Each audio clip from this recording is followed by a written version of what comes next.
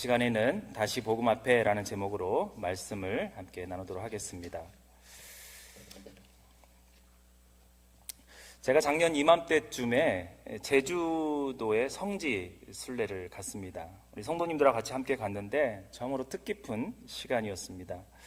근데 여러 교회를 방문했는데 그 교회들 가운데 가장 제 마음에 남는 교회가 하나 있었습니다. 물론 많은 분들도 이 교회가 가장 많이 남는다고 많은 분들이 얘기했던 교회입니다. 바로 제주도에 있는 금성교회라는 곳입니다. 금성교회.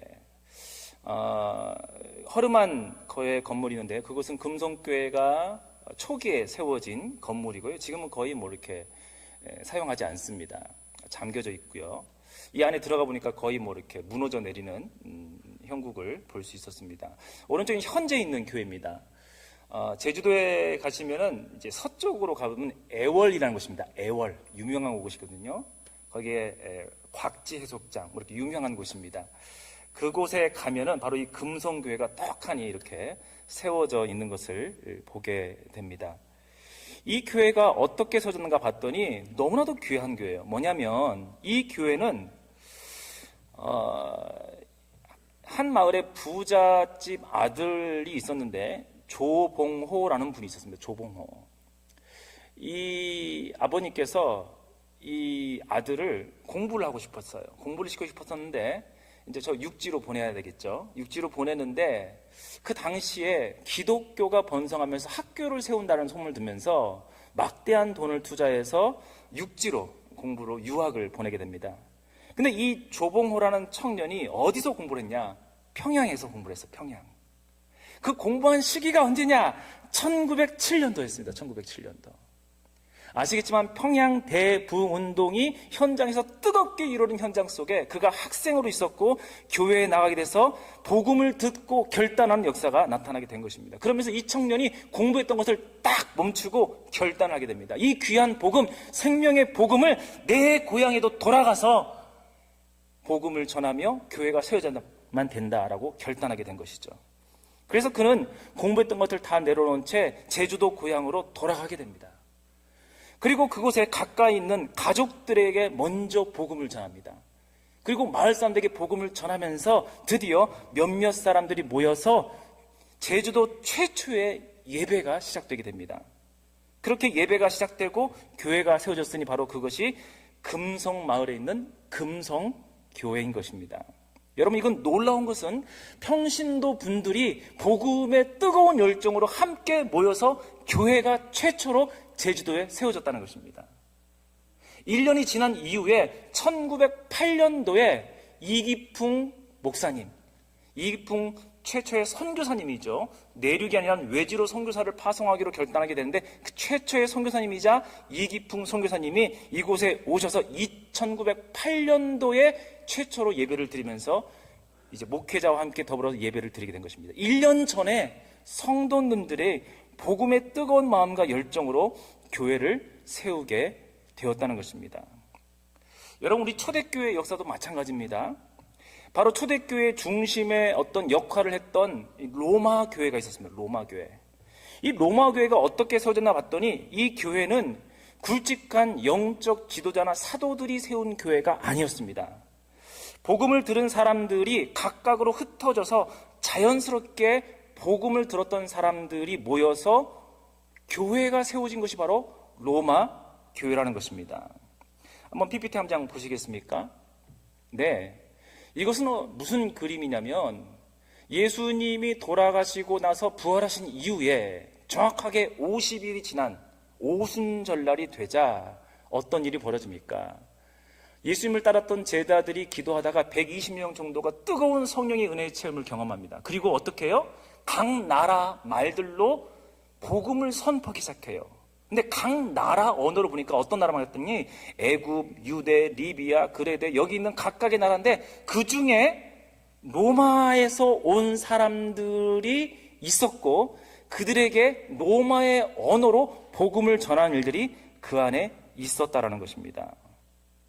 사도행전 2장 10절에 보면 이런 말씀이 있어요. 제가 읽어보겠습니다. 부르기아와 밤빌리아와 애굽과 구레네에 가까운 리비아 여러 지방의 사람들과 로마로부터 온 나그네 곧 유대인과 유대교로 돌아온 사람들이 있었다고 했어요. 그 사람들이 자기 나라 언어, 아마 라틴어였을 것 같아요. 라틴어로 사도들과 제자들이 하나님의 큰 일을 말하며 복음을 선포하자 자기 언어로 깨닫기 시작하고 초대교회의 말씀을 듣기 시작합니다. 처음에 얼마나 뜨거웠습니까? 베드로가 한번 설교하면 3,000명씩 돌아오는 놀라운 역사를 경험하면서 복음의 말씀을 깨닫자 그곳에 머물기를 희망했어요. 근데 결국 하나님은 그걸 원치 않았어요. 초대교회의 뜨거운 은혜를 경험했다면 이제 각각으로 흩어져라 하면서 핍박의 일들을 통해서 각 고향으로 돌아가게 만듭니다. 예, 로마로부터 오던 사람들은 초대교회를 경험하고 나서 각 자기 고향인 로마로 돌아가서 로마에서 교회를 세웠다는 것입니다. 여러분, 초대교회도 그랬고요, 한국교회도 그렇고요, 우리나라의 곳곳에 있는 교회들이 이렇게 처음에 사역자부터 시작한 교회도 있지만 하나님의 사람들이 복음의 뜨거운 열정과 은혜를 경험하고 사람들이 모여서 교회가 형성되고 세워지기 시작했다는 것이에요. 참 감사한 것은 지금부터 한 45년, 46년 전에 어때요? 송탄 지역에 우리 홍석돈 장로님, 김명무 장로님 같은 분들과 몇몇이 130명 정도가 모여더니 그곳에서 예배를 시작하고 교회가 시작됐어요. 지금까지 큰 은혜를 누리며 오게 된 것이 아닙니까? 하나님의 교회는 사람에 의해서 움직이지 않습니다. 성령님이 역사하시고 복음을 받아들이는 사람들에 의해서 그 뜨거운 가슴과 은혜로 말미암아 교회가 시작되고 유지된다는 것입니다. 근데 바울이 이 교회를 향해서 뜨겁게 감사하며 기도했어요. 우리 8절 말씀도 같이 봅시다. 8절 말씀 본문입니다. 시작.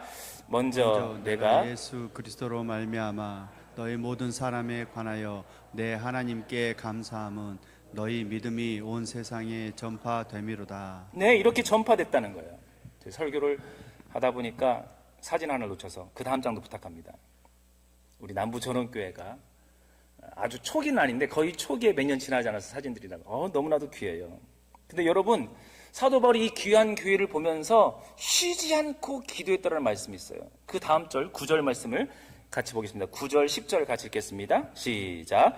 내가 그의 아들의 복음 안에서 내 심령으로 섬기는 하나님이 나의 증인이 되시거니와 항상 내 기도에 쉬지 않고 너희를 말하며 어떻게 하든지 이제 하나님의 뜻 안에서 너희에게로 나아갈 좋은 길 얻기를 구하노라. 아멘. 이렇게 귀하고 감사한 기도, 생각만 해도 감사하고 기쁨이 넘치고 기도가 절로 나오는 교회인데 여기서 뭐라고 말합니까? 기도를 계속하고 있다는 걸 강조하기 시작해요. 그리고 속히 그들에게 나아가고 싶다고 말합니다. 여러분, 이것을 잘 해석해야 돼요. 뉘앙스가 중요합니다. 여러분, 난 너희를 생각할 때 기쁘고 감사한데 기도가 절로 나오고 있다. 그리고 너희를 빨리 보고 싶다. 무엇을 느끼십니까? 아마 긍정적인 분들이라면 나를 보면서 기도하고 있구나. 우리 빨리 얼굴 보고 싶어서 그 행복감을 누리고 싶구나. 이렇게 해석할지 모르겠어요. 그러나 사도 바울은 완곡하게 표현하고 있는 겁니다.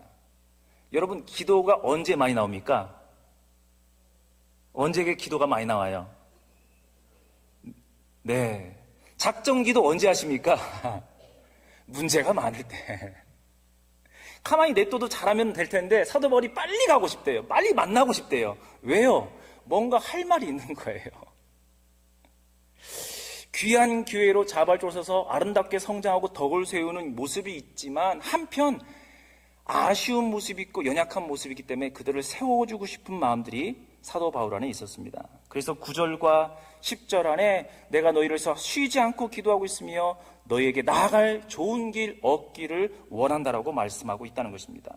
우리 11절과 13절 말씀도 함께 보겠습니다. 왜 그렇게 가고 싶어 했는지, 가고 싶은 마음이 담겨져 있는 글을 한번 보겠습니다. 11절, 13절입니다. 시작.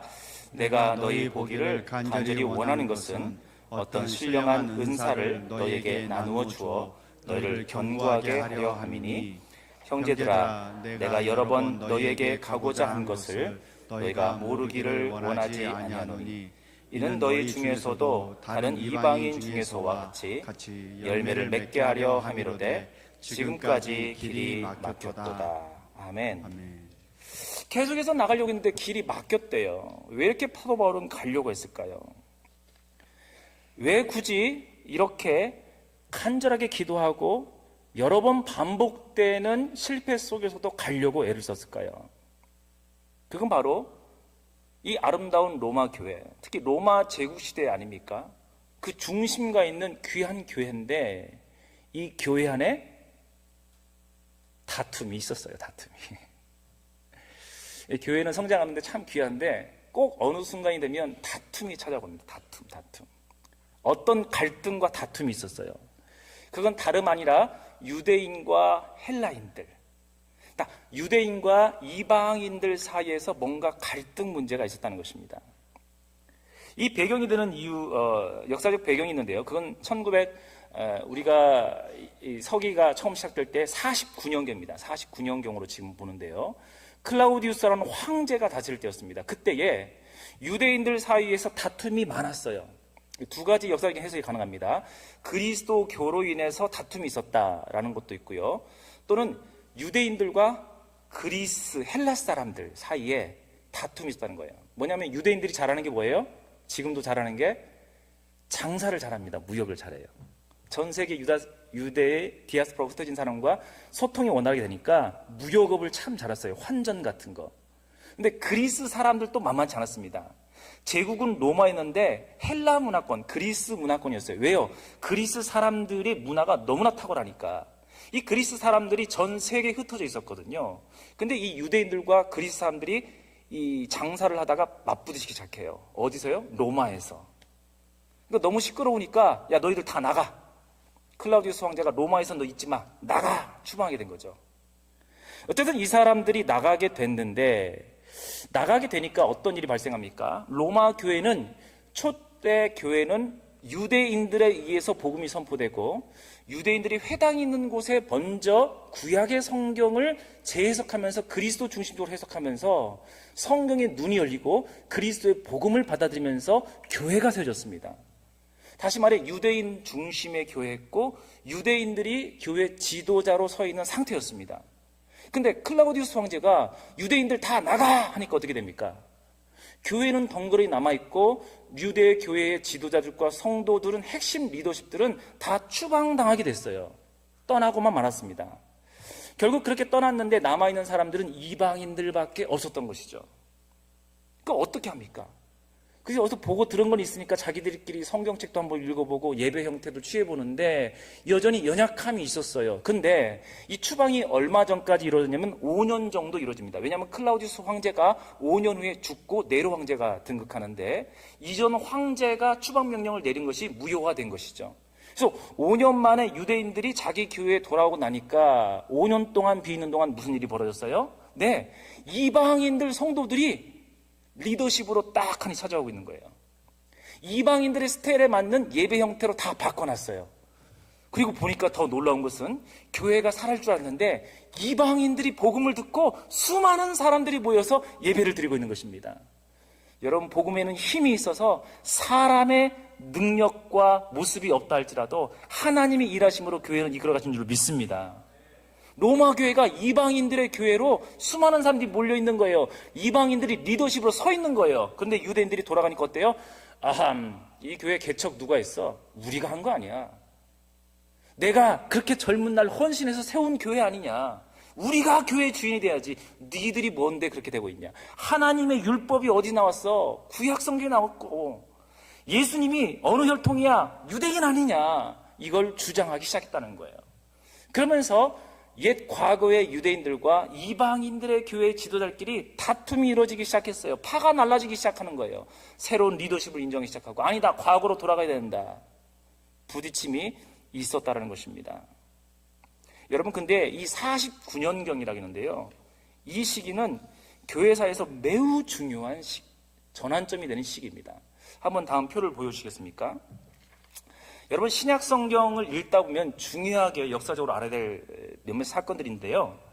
예수님께서 AD 30년경에 십자가에서 죽으셨다 부활하신 사건이 있었습니다. 초대교회가 시작된 때가 AD 30년경으로 보고 있습니다.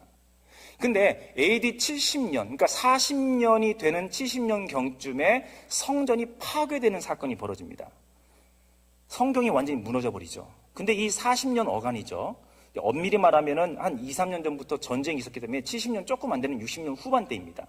어쨌든 40년이 좀 안 된 이 기간에 예수님께서 죽으시고 40년이 되기 전에 예루살렘 성전이 파괴되고 예루살렘이 무너지는 사건이 벌어져요. 예수님께서 살아생전에 이 성이 무너지리라고 예언하셨는데 그 예언이 그대로 이루어진 겁니다. 근데 그 중간쯤입니다. AD 한 49년, 50년경에 두 가지 중요한 사건이 있었어요. 첫 번째는 예루살렘 공회가 최초로 이루어집니다.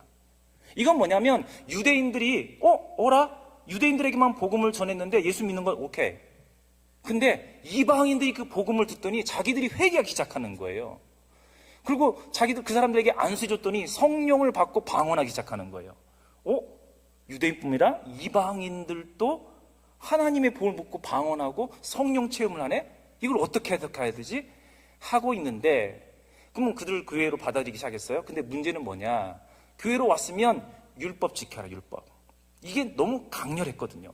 근데 교회 지도자들이 모여서 예루살렘 공회로 모여서 49년도에 결론을 짓습니다. 이건 하나님의 뜻이다. 이방인들이 예수님을 믿고 구원 얻는 것은 합당하다만 율법을 지키라고 강요하지는 말자.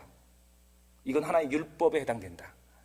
멍에에 해당되니까 자유롭게 하자. 이게 교회사적으로 중요한 결정을 내립니다. 그래서 이방인이나 유대인이나 율법으로 구원받는 게 아니라 오직 예수 그리스도를 믿는 믿음으로 구원받는 것이 교회사적으로 땅 공의에서 지켜야 됩니다.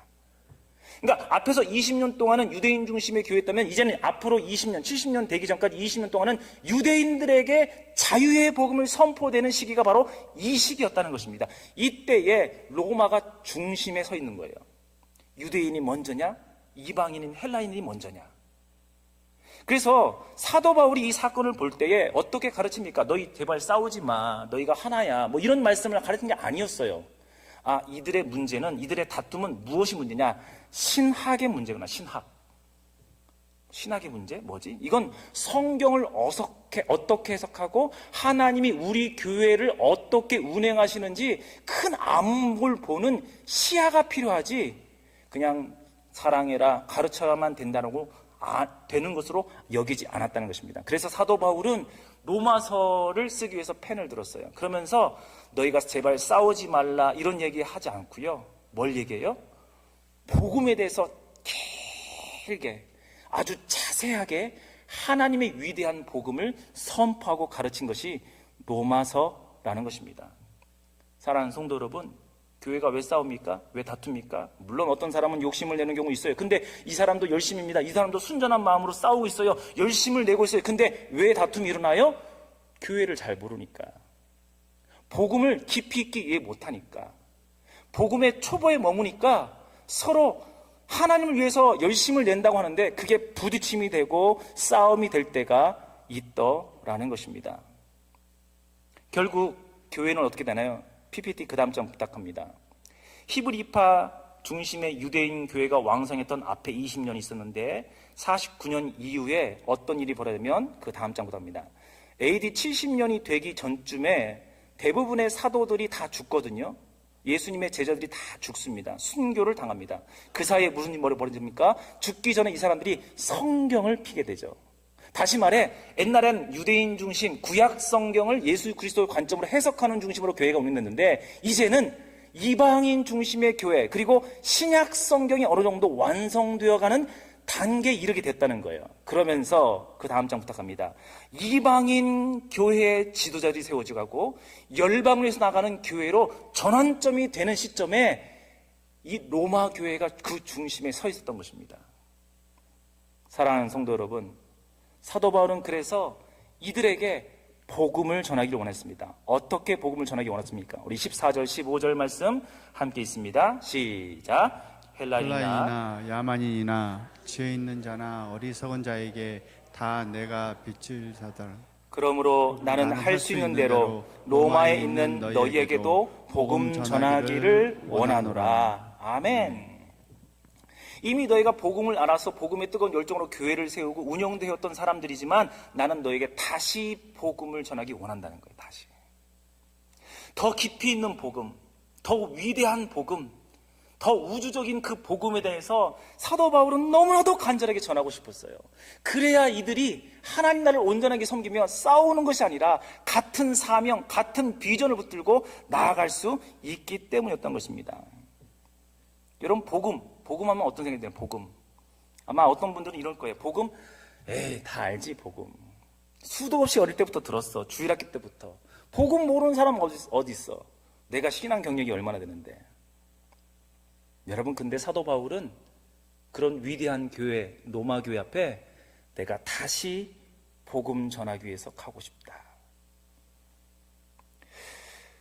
왜 그랬는지 좀 더 자세히 알아봤으면 좋겠습니다. 그러면 11절부터 13절까지 아까 말씀은 있었는데요. 좀 다시 한번 본문을 볼 필요가 있습니다. 한번 좀 보겠습니다. 11절부터 먼저 보겠습니다. 11절 함께 있습니다. 시작. 내가 너희 보기를 간절히 원하는 것은 어떤 신령한 은사를 너희에게 나누어 주어 너희를 견고하게 하려 함이니. 아멘.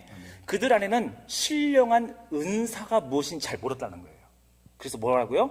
견고하지 않았다는 거예요. 견고하지. 복음을 다시 들어야 될 이유가 견고한 신앙을 가져야 되는데 그 신령한 은사를 잘 모르니까 견고하지 않았다라는 것이죠. 우리 12절 말씀도 보겠습니다. 12절 시작. 이는 곧 내가 너희 가운데서 너희와 나의 믿음으로 말미암아 피차 안위함을 얻으려 함이라. 아멘. 너희가 알고 있는 복음, 그리고 내가 전하고자 싶은 믿음으로 말미암아서 피차 안위함을 얻는다. 서로 권면해주고 세워주는 일들이 필요하기 때문이다. 반대로 말할게요. 너희가 복음 안에 있는데 서로 피차 안위하고 서로 세워주고 격려하고 권면하는 것이 아니라 생각이 다르다고 서로 싸우고 있다는 거예요. 우리 13절 말씀도 읽겠습니다. 시작. 형제들아, 내가 여러 번 너희에게 가고자 한 것을 너희가 모르기를 원하지 아니하노니 이는 너희 중에서도 다른 이방인 중에서와 같이 열매를 맺게 하려 함이로되 지금까지 길이 막혔도다. 네, 반대로 생각하면 이들에게 신앙의 열정도 있었고 신앙의 어떤 그 뭔가가 있었는데 연륜도 있었는데 뭐가 없다고요? 열매가 없었다는 거예요. 열매. 견고한 신앙도 아니고 서로를 사랑하며 안위하는 신앙도 아니고 신앙에 참된 열매가 없었던 교회니까 난 가서 복음 전해서 그 일들을 이루고 싶다라고 얘기했다라는 것입니다. 여러분, 우리는 복음을 날마다 들어야 됩니다. 복음은 신앙 초기에 들었던 것이 전부가 아닙니다. 복음은 너무나도 깊이 있고 너무나도 위대하며 너무나도 광대한 깊이가 있는 것이 바로 복음입니다. 우리는 그 복음을 시간이 지나면서 더 깊이 있는 복음, 더 깊이 있는 복음, 하나님의 깊이 있는 신령한 은사와 계시를 깨달아가는 말미암아서 그 광대하고 아름다운 복음을 깨달아갈 필요성이 있다라는 것입니다. 여기서 좀 더 깊이 나가보려고 합니다. 그렇다면 사도 바울이 전하려고 했던 그 복음은 뭔가요? 복음. 그 한마디로 로마서는 이렇게 표현합니다. 나의 복음. 이건 표현은 이상한데요. 사도 바울이 뭐라고 표현하냐면 나의 복음이래요. 우리의 복음이라고 표현 안 했어요. 사도들의 복음이라는 표현도 하지 않았습니다. 사도 바울 자신에게 주어진 복음이라고 표현합니다. 나의 복음. 한번 볼까요? 로마서 초기에 있는 2장의 말씀입니다. 함께 있습니다. 시작. 곧 나의 복음에 이른 바와 같이 하나님이 예수 그리스도로 말미암아 사람들의 은밀한 것을 심판하시는 그날이라. 네, 나의 복음에서 난 너에게 전한다. 자, 로마서 맨 마지막 끝절을 볼까요? 16장입니다. 16장 25절, 26절만 읽겠습니다.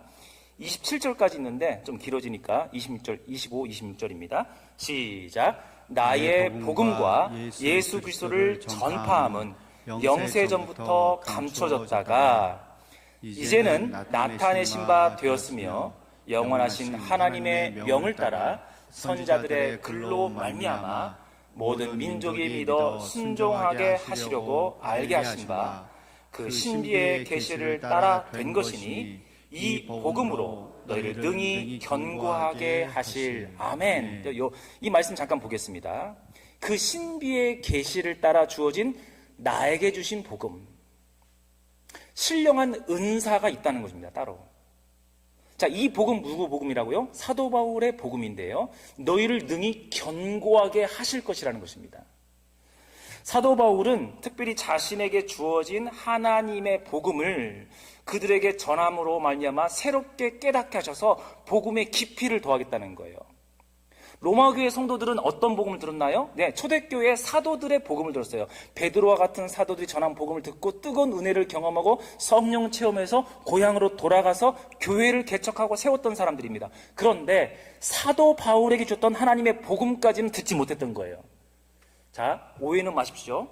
사도들이 전했던 복음과 예수 그리스도의 복음과 사도 바울이 전한 복음이 상충되는 것은 아닙니다. 서로 다른 건 아니에요. 그러나 먼저 12제자에게 복음을 주어서 그들로 초대교회를 세게 하신 복음을 그 안에서 더해져서 사도 바울에게만 주신 특별한 계시가 있었고 그걸 통해서 복음을 전하게 하신 내용들이 있다라는 거예요. 사도 바울이 로마로 가서 이 나의 복음을 전하겠다는 것입니다. 여러분, 복음은 더 깊이 알아야 돼요. 여러분들이 가지고 있는 복음은 놀랍고 은혜로우신 복음들입니다. 근데 여러분, 우리 교회에서 최근 한 1년 사이에 이런 얘기 들어봤을 거예요. 선교적 교회로 갑시다. 뭐 이런 거. 아니, 우리가 그 전에 순이 있었는데 또는 구역이 있었는데 왜 셀이라고 하지? 똑같은 거 아니야? 이름을 달리했다는 것은 무슨 뜻인가요? 이전에 있던 복음이 잘못됐다는 건 절대 아닙니다. 지금 이 시대에 맞는 우리 교회에 주시는 새로운 사명이 있는데 그걸 담아낼 수 있는 용어를 새롭게 사용하면서 우리가 그 깊이 있는 은혜의 복음을 깨달아 가자는 거예요. 과거에 구역으로 모였는데 과거에 순으로 모였는데 우리 셀이나 똑같은 거 아니야? 그냥 옛날처럼 하지? 셀이라는 이름을 굳이 지은 이유가 있다는 겁니다. 우리가 이전 교회를 전통교회라고 명명하고 선교적 교회라고 명명하는 것은 전통교회는 나쁜 게 아닙니다. 전통이 얼마나 귀합니까? 전통이 있었기 때문에 오늘이 있는 것이죠. 그런데 선교적 교회는 새로운 사명과 우리에게 주신 복음을 더 깊이 깨달아 새롭게 도약하며 나가자는 거예요. 근데 이것을 깨닫지 못하면 맨날 구호를 외치다가 끝날 수 있어요.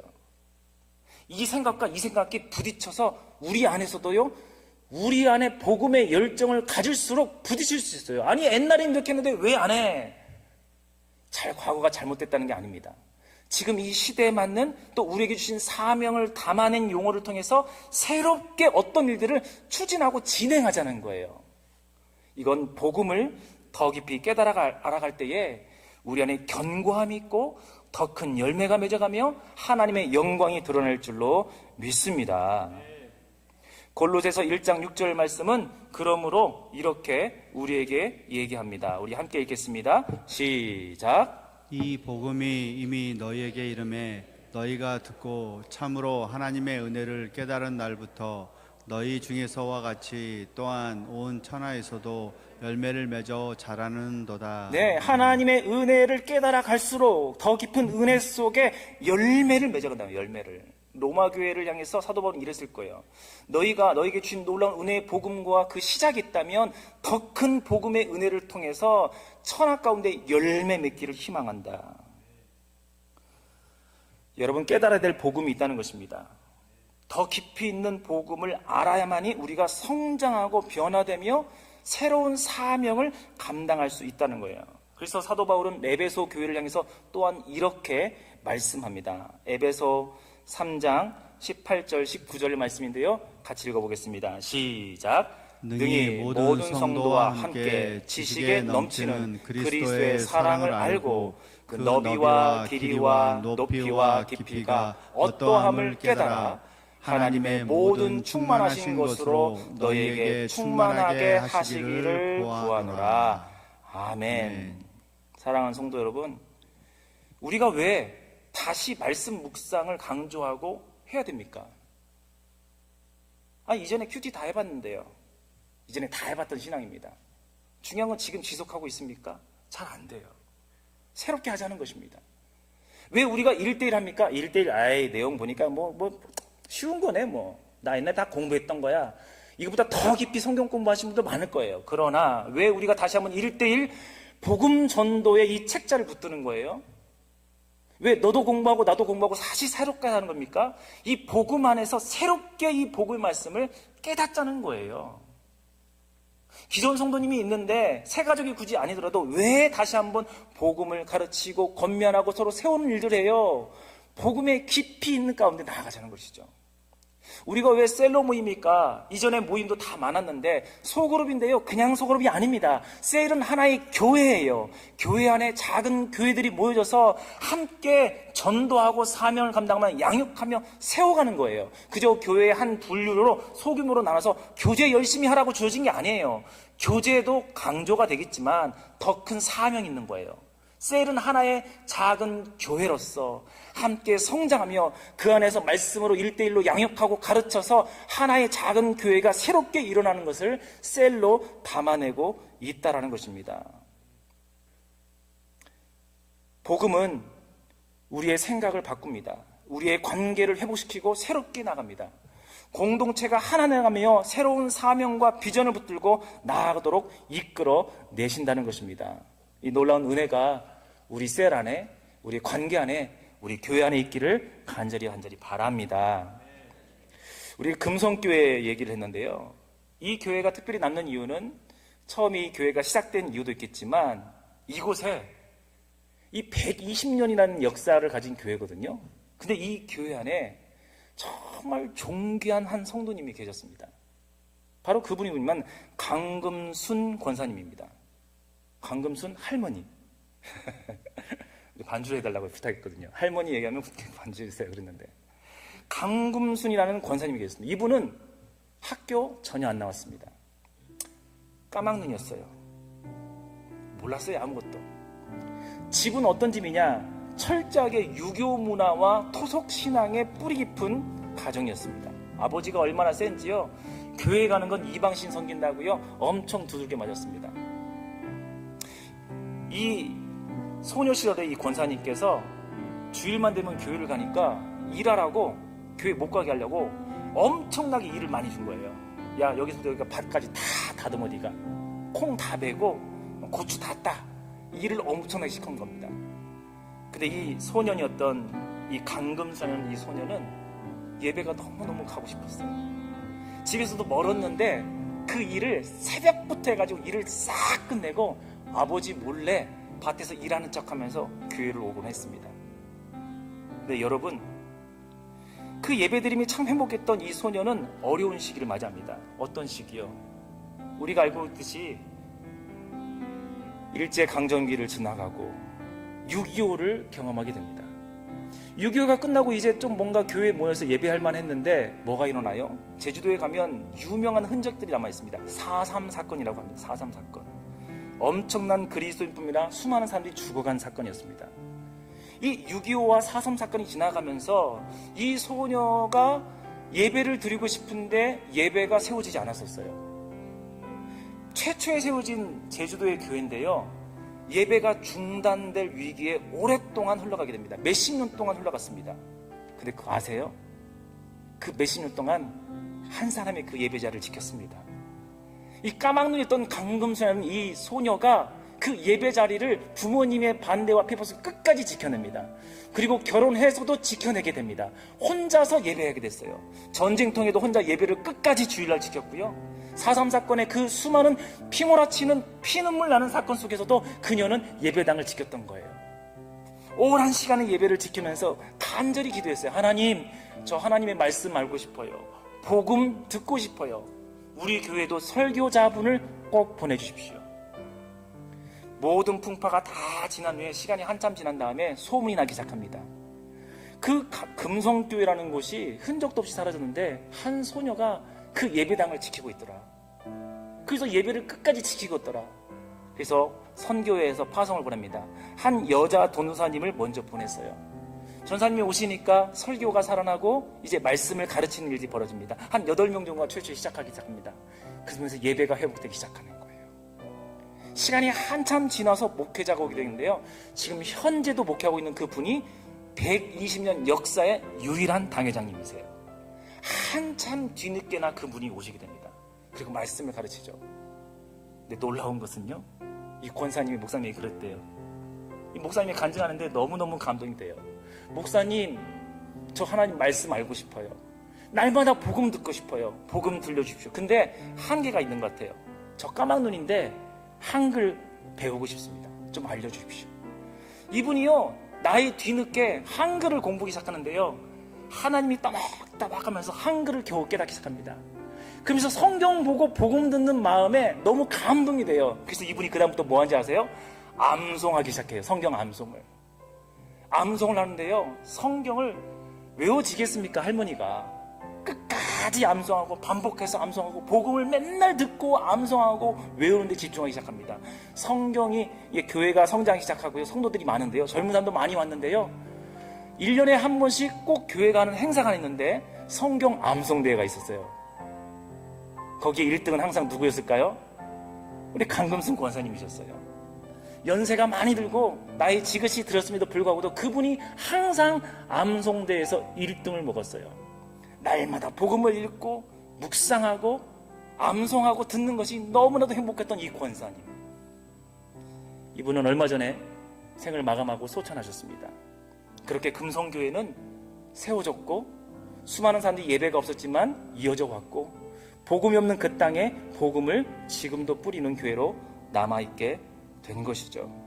사랑하는 성도 여러분, 우리 안에 하나님은 다시 복음을 주기를 원하십니다. 이전에 내가 이미 경험했고 알고는 있지만 그것을 뛰어넘는 지금 내 나이에, 지금 이 신앙 경륜에, 지금 이 시대에 맞는, 지금 우리 교회에 부으시는 더 깊이 있고 더 위대한 복음을 우리에게 지금도 전해주기를 원하신다는 거예요. 그리고 주님은 새 일을 이루하시길 원하신다는 것입니다. 나는 우리가 복음을 날마다 경험하고 복음을 통해서 귀한 은혜, 귀한 사명을 끝까지 감당할 수 있기를 간절히 바랍니다.